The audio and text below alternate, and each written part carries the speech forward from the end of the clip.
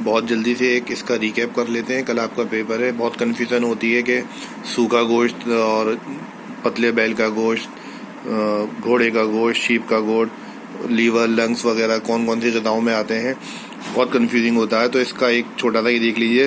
पहले ये याद रखिए, जितने भी गोश्त हैं, मसल्स की बात कर रहा हूँ मैं, जितने भी मसल्स हैं, जो गोश्त हैं जो हम लोग खाते हैं, चाहे वो सूखा हो, चाहे वो गीला हो, चाहे करी का हो, वो तमाम ग़िज़ाएँ कसीफ में आती हैं।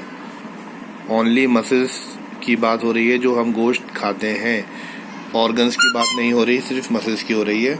ग़िज़ाएँ कसीफ में आता है। तो पहले देखते हैं ड्राइड मीट लिख लीजिए। जाहिर सी बात है, ग़िज़ाएँ कसीफ होगा तो पहले ग़िज़ाएँ कसीफ। अब ये देखना है ये कलीलुल तग़ज़िया है या कसीरुल तग़ज़िया है।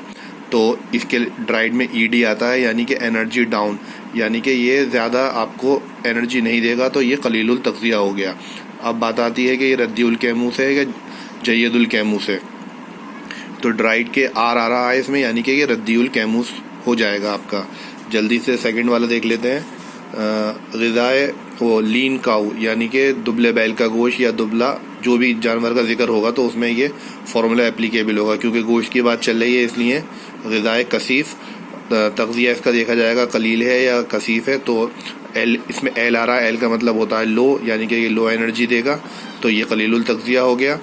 अब जय्यदुल कैमूस है या रद्दीउल कैमूस, तो ये इसका ये देखने के लिए इसमें एन आ रहा है और सी आ रहा है, यानी कि नेचुरल कोलेस्ट्रॉल। कोई चीज़ नेचर से आ रही है, इसको इस तरह से याद कर लेंगे तो ये रद्दी नहीं होगी, जय्यद होगी। यानी ग़िज़ाए कसीफ कलीलुल तग़ज़िया जय्यदुल कैमूस। नाउ बत्तख का गोश्त या घोड़े का गोश्त, तो डक हॉर्स मीट लिख लिया जाएगा, क्योंकि गोश्त की बात चल रही है। तो ग़िज़ाए कसीफ, तग़ज़िया इसका कसीर होगा या कलील होगा। तो क्योंकि इसमें डी आ रहा है, डी से डाउन, कोई चीज़ जब डाउन जाती है तो वेट की वजह से वो डाउन जाती है, उस एनर्जी लॉस की वजह से ना सोच के इसको डाउन, यानी कि इसमें वेट ज़्यादा है, तो ये कसीर होगा, यानी कि कसीरुल तग़ज़िया। अब ये रद्दीउल कैमूस है या जय्यदुल कैमूस, क्योंकि इसमें एच आ रहा है, यानी कि हैवी, और हैवी और डी का मतलब हो गया डाउन, यानी कि ये ज़्यादा तग़ज़िया देगा, कसीरुल तग़ज़िया। और इसमें आर आ रहा है, आर से होता है रद्दी, तो रद्दीउल कैमूस हो जाएगा।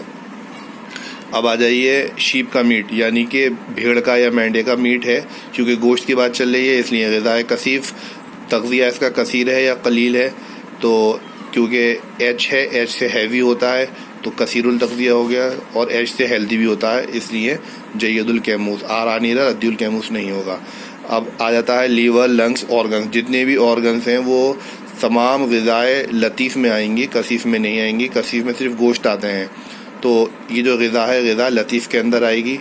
और लंग्स में एन और जी आता है, यानी कि नॉट गुड, यानी कि ये अच्छे अखलाक पैदा नहीं करेगी।